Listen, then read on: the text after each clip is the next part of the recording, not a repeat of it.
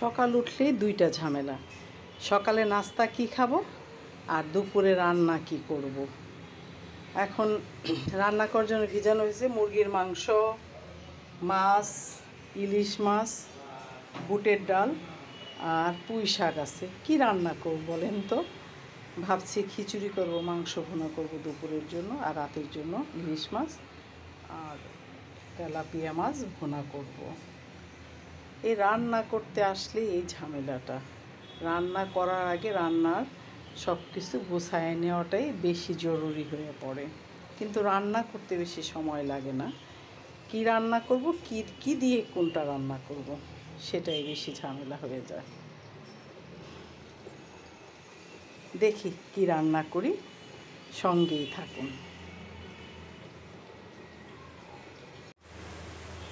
ছোট ছোট চিংড়ি মাছ দিয়ে পুঁই শাক দিয়ে ভাজি,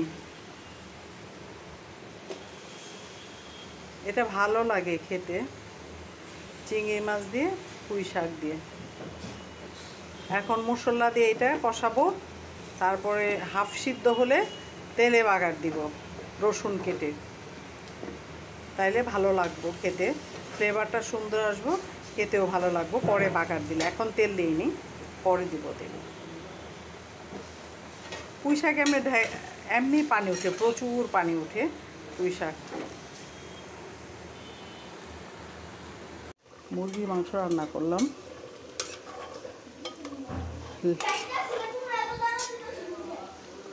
মুরগির মাংস দিয়ে আলু দিয়ে ঝোল।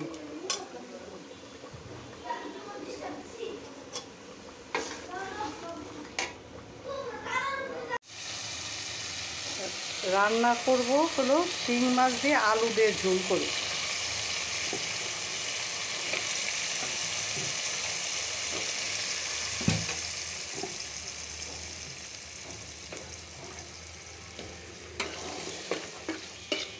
আলু দিয়ে ঝোল করে মাছটা কষায় নিলাম, একটু পরে তুলে ফেলবো।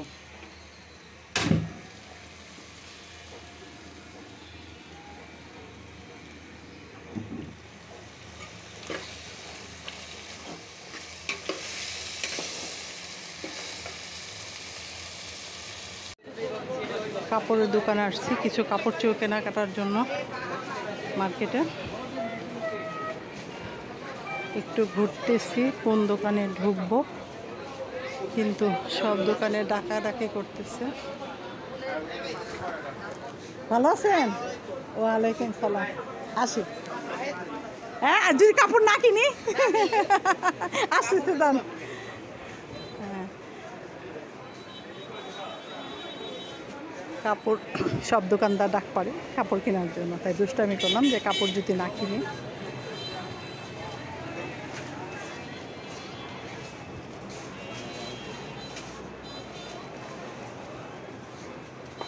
সুন্দর সুন্দর থ্রি পিস এবং কাপড় সবই পাওয়া যায়।